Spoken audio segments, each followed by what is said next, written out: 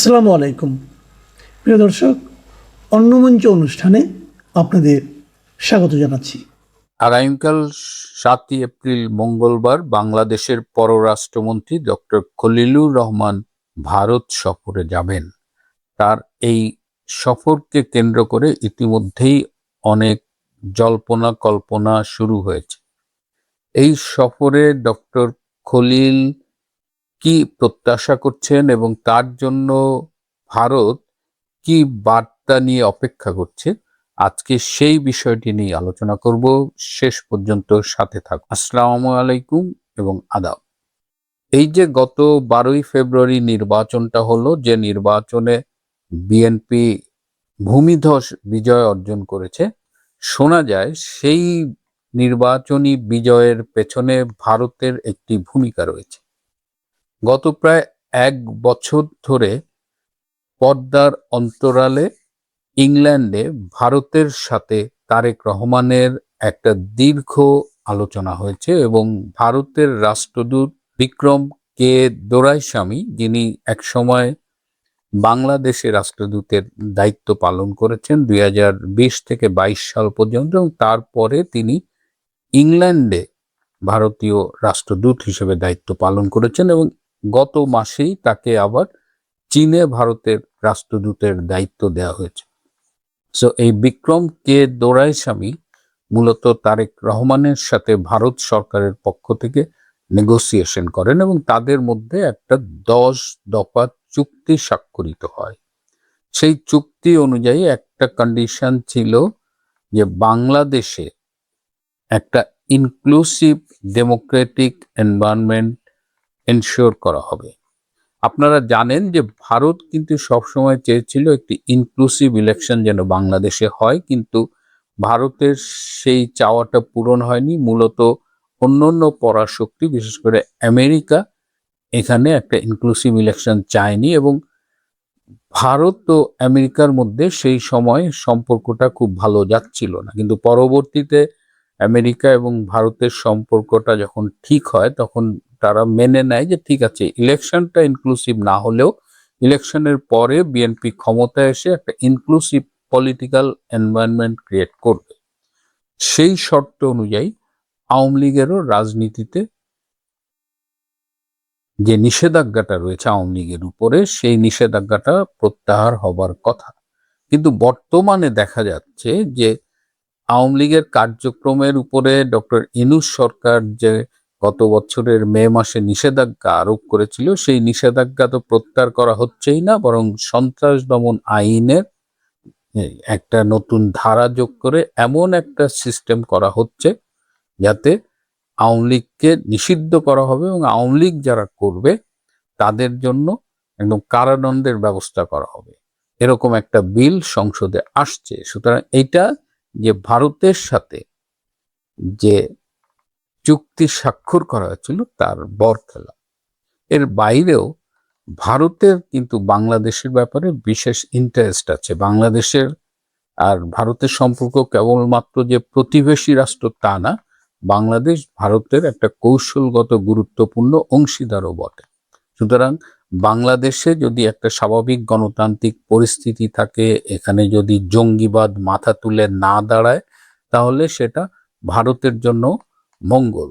কিন্তু যে মুহূর্তে আওয়ামী লীগের রাজনীতিটাকে নিষিদ্ধ করা হবে, আইন করে নিষিদ্ধ করা হবে, সেই মুহূর্তে কিন্তু বাংলাদেশে জঙ্গিবাদের ব্যাপক চাষাবাদ হবে, জঙ্গিবাদের বাম্পার ফলন হবে এবং সেই বাম্পার ফলন ভারতের জন্য একটা ব্যাপক মাথা ব্যথার কারণ হবে। ইতিমধ্যেই পাকিস্তানের একজন মন্ত্রী বলেছেন যে এর আগে তারা ভারতকে আক্রমণ করেছিল সে পাহেলগাঁও গ্রামের দিকে, এবার তারা পূর্ব দিক থেকে ভারতকে আক্রমণ করবে। ক্লিয়ার ইন্ডিকেশন যে বাংলাদেশের ভূমি ব্যবহার করে তারা ভারতকে আক্রমণ করবে। আপনারা আরো জানেন যে রিসেন্টলি 8 জন জঙ্গি লস্করে তৈয়বা, এই জঙ্গিরা ভারতে গ্রেপ্তার হয়েছেন। এই 8 জনের মধ্যে 7 জনই বাংলাদেশি এবং তারা প্রথমে নেপাল গিয়েছেন এবং নেপাল থেকে পরে ভারতে প্রবেশ করেছেন। তো এটা তো অবশ্যই ভারতের জন্য একটা বিরাট মাথা ব্যথা। তো এই অবস্থায় ডক্টর খলিল আগামীকাল ভারতে যাবেন এর আগে ভারতের যিনি আছেন বাংলাদেশের রাষ্ট্রদূত মিস্টার রিয়াজ হামিদুল্লাহ, তাকে কিন্তু ভারত সরকার পররাষ্ট্র মন্ত্রণালয়ে ডেকেছিল এবং ভারতের বিভিন্ন অসন্তোষ কিন্তু তাকে আগে জানানো হয়েছিল। কিন্তু এর প্রেক্ষিতে বর্তমানে ডক্টর খলিল যে যাচ্ছেন, তিনি আগামীকাল দুপুরের পরে রওনা দেবেন, বিকেলে দিল্লি পৌঁছানোর কথা, এবং আগামীকাল সন্ধ্যা 6টা থেকে রাত 8টা পর্যন্ত ভারতের জাতীয় নিরাপত্তা উপদেষ্টা অজিত ডাভালের সাথে তার গুরুত্বপূর্ণ মিটিং রয়েছে। 8 তারিখে তার ভারতের পররাষ্ট্রমন্ত্রী ডক্টর জয়শঙ্কর, ভারতের জ্বালানি মন্ত্রী হরদীপ সিং পুরী এবং আরো কয়েকজন গুরুত্বপূর্ণ ব্যক্তির সাথে মিটিং করার কথা রয়েছে।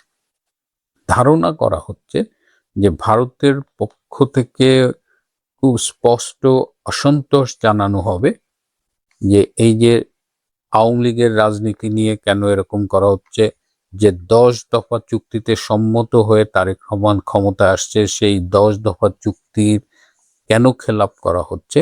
এবং ভারত একটি ব্যাপারে বলেছিল যে তুরস্কের সাথে যে মাখামাখি ডক্টর ইউনূসের ছিল সেটা যেন না থাকে, কিন্তু তারেক রহমান সেই তুরস্কের সাথে একই পথে হাঁটছে। মহরম মহরম রয়েছে। বাংলাদেশের ডিজিএফআই এর যিনি মহাপরিচালক, তিনি কদিন আগে ভারত সফর করেছিলেন, তিনি তারপরে এসে আবার পাকিস্তানে গিয়েছেন। আবার নির্বাচনের পরে পাকিস্তানি গোয়েন্দা সংস্থা আইএসআই একটা প্রতিনিধি দল অত্যন্ত গোপন সফরে বাংলাদেশে এসে তারেক রহমানের সাথে মিটিং করেছেন। অর্থাৎ 10 দফা চুক্তির মধ্য দিয়ে যে বিএনপি ক্ষমতায় এসেছে, তারা ক্ষমতায় আসার পরে ভারতকে স্পষ্ট কাঁচকলা দেখাচ্ছে। জাতিসংঘের সাধারণ অধিবেশনের সভাপতিত্ব নিয়েও বাংলাদেশ প্রতিদ্বন্দ্বিতা করছে সাইপ্রাসের বিরুদ্ধে, এবং বাংলাদেশের পক্ষে প্রার্থী পররাষ্ট্রমন্ত্রী ডক্টর খলিলুর রহমান। ডক্টর খলিল আশা করেন যে ভারত তাকে সমর্থন দেবে, কিন্তু এই পদে যে প্রতিদ্বন্দ্বিতা হবে সেখানে ভারত তার সমর্থন ইতিমধ্যে সাইপ্রাসকে জানিয়ে দিয়েছে। সুতরাং ভারত এই অবস্থানটা চেঞ্জ করতে পারবে না। এটাও ডক্টর খলিলের জন্য একটি দুঃসংবাদ বলা চলে।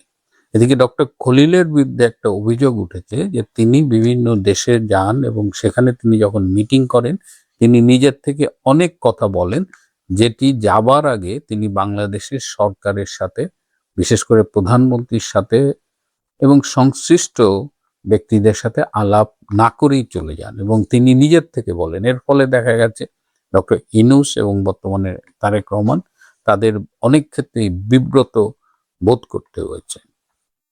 এটির জন্য কিন্তু নতুন নতুন সমস্যা হচ্ছে।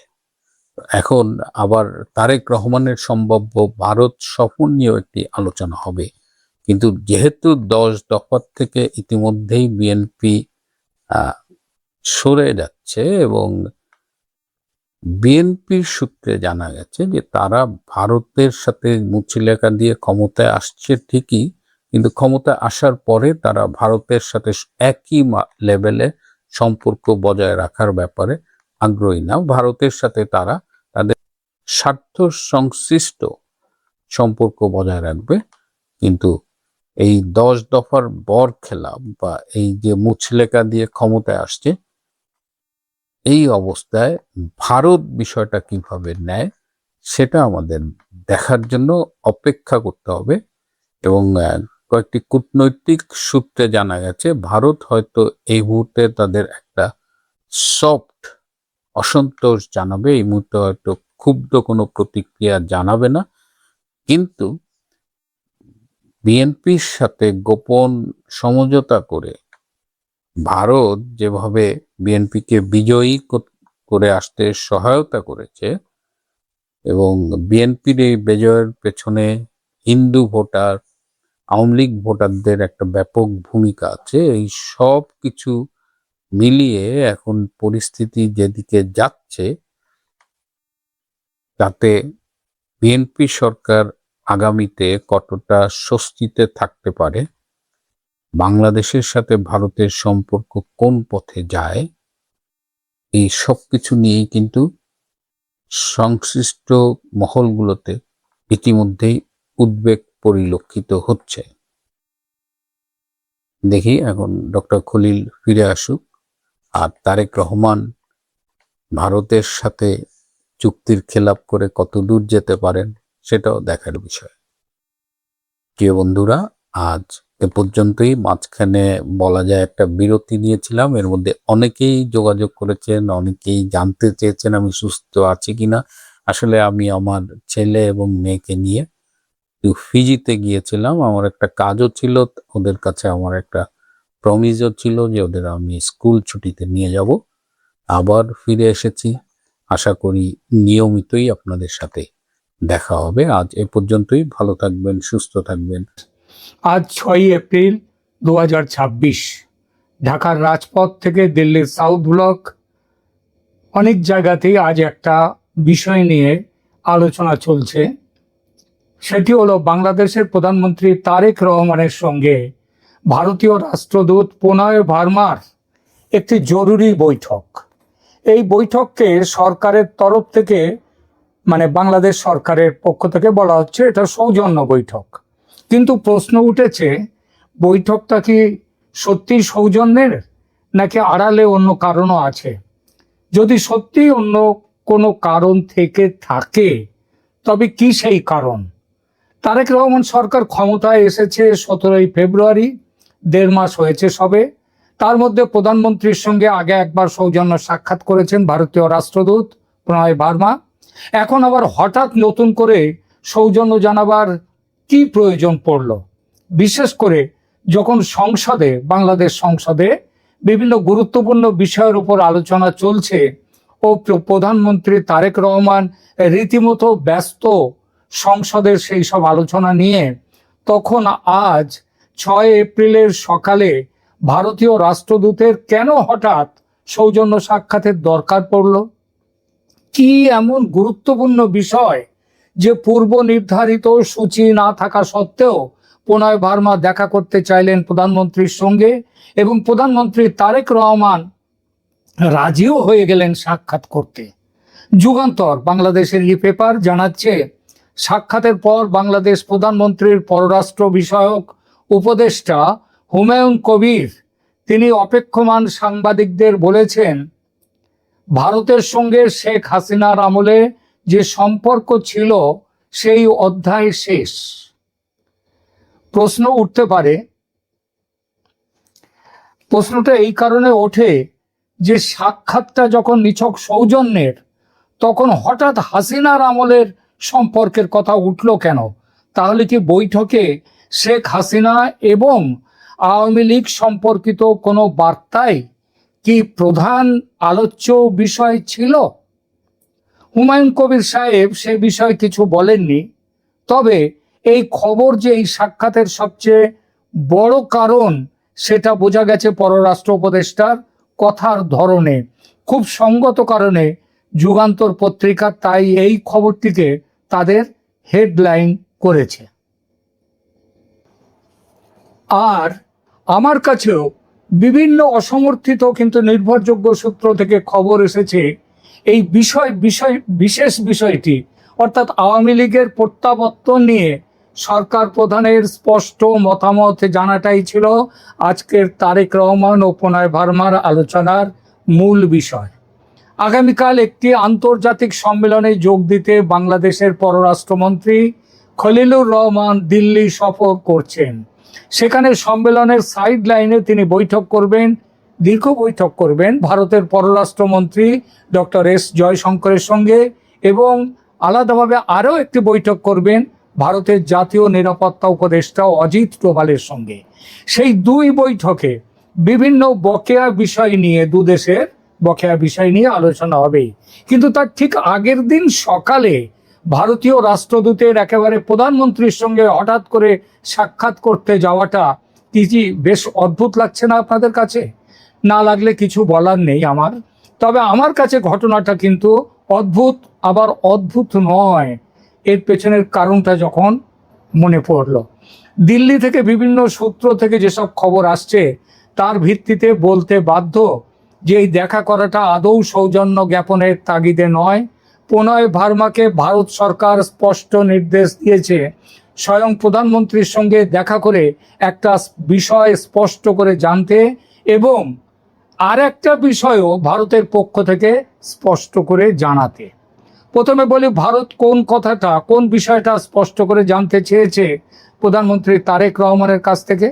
বিষয়টি আওয়ামী লীগ নিষিদ্ধকরণ সম্পর্কিত ইউনূস আমলের অধ্যাদেশটিকে বর্তমান সরকার আইনে রূপান্তরিত করে আওয়ামী লীগের নির্বাসনকে দীর্ঘস্থায়ী করার সিদ্ধান্ত নিয়েছে কিনা, এই বিষয়টি খোদ প্রধানমন্ত্রীর কাছ থেকে শুনে নেওয়া এবং জেনে নেওয়া, সেই জানাটা ভারত সরকারকে আবার জানিয়ে দেয়া। আর দ্বিতীয় কাজটি ছিল প্রণয় ভার্মার, যে প্রধানমন্ত্রী তারেক রহমানকে জানানো যে আওয়ামী লীগের বিষয়ে বাংলাদেশ সরকার যে সিদ্ধান্ত গ্রহণ করবে তার উপর নির্ভর করবে বাংলাদেশের সঙ্গে সম্পর্ক স্বাভাবিক ও উন্নত করার বিষয়টি।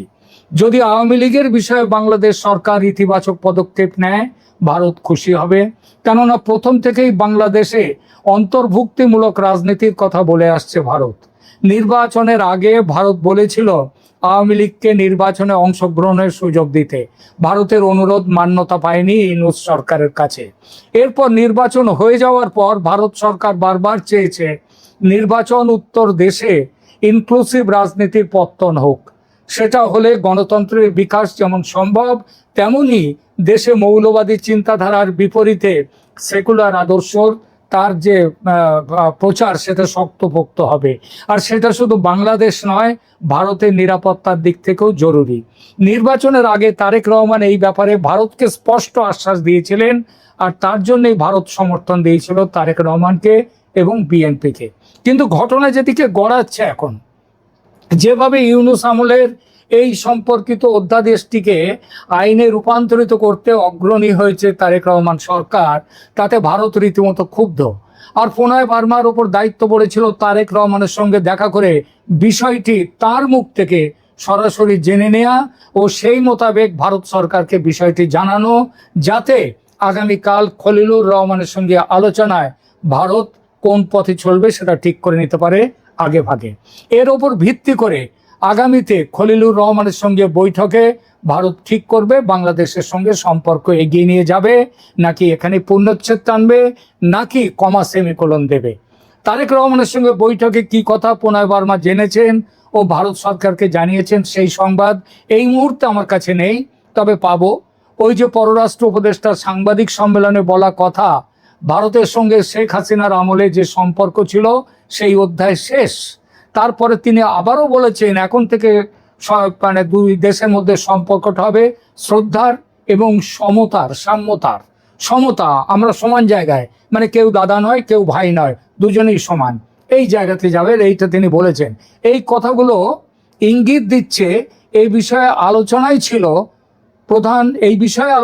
ছিল প্রধান আলোচ্য, এবং তারেক রহমান সরকার আওয়ামী লীগকে 1 ইঞ্চি জমি ছাড়তে রাজি নয়।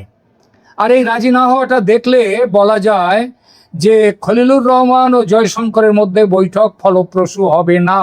অজিত ডোভাল আবার একটা সন্ত্রাসী বেস, তার তালিকা, লম্বা লিস্ট ধরিয়ে দেবেন খলিলুর রহমানের হাতে। আজকের রাষ্ট্রদূত ও প্রধানমন্ত্রীর সৌজন্য সাক্ষাৎটা আগামীকাল খলিলুর রহমান যে দুটো হাই প্রোফাইল বৈঠক করবেন তার বেসলাইন হবে। এস জয়শঙ্কর ভারতের পররাষ্ট্রমন্ত্রী কূটনীতির সেই ঝানু খেলোয়াড়, যিনি স্বার্থের প্রশ্নে আপোষহীন। তিনি চাইবেন বাংলাদেশের নতুন সরকারের কাছ থেকে সুনির্দিষ্ট প্রতিশ্রুতি। আর অজিত ডোভাল, তার নজর থাকবে নিরাপত্তা ও কৌশলগত দিকে। উত্তর পূর্ব ভারতের বিচ্ছিন্নতাবাদীদের দমনে বাংলাদেশের মাটিকে যেন ব্যবহার করতে না দেওয়া হয়, সেটাই হবে তার প্রধান লক্ষ্য। এবং ব্যবহার করতে দেওয়া হলে ভারত কি করবে সেটাও পরিষ্কার বলে দিয়ে দেবেন। আর এই সব কিছুর গোড়ায় আছে তারেক রহমান সরকার নমনীয় কি না, যে সংকেত আজকেই পেয়ে গেছেন প্রণয় ভার্মা তার কাছ থেকে, এবং জানিয়ে দিয়েছেন ভারত সরকারকে। খলিলুর রহমানের জন্য এই যে দিল্লি সফরটি মোটেই সহজ হবে না, কারণ তার টেবিলের ওপাশে থাকা মানুষগুলো কেবল দ্বিপাক্ষিক সম্পর্ক নিয়ে কথা বলবেন না, তারা কথা বলবেন বাংলাদেশ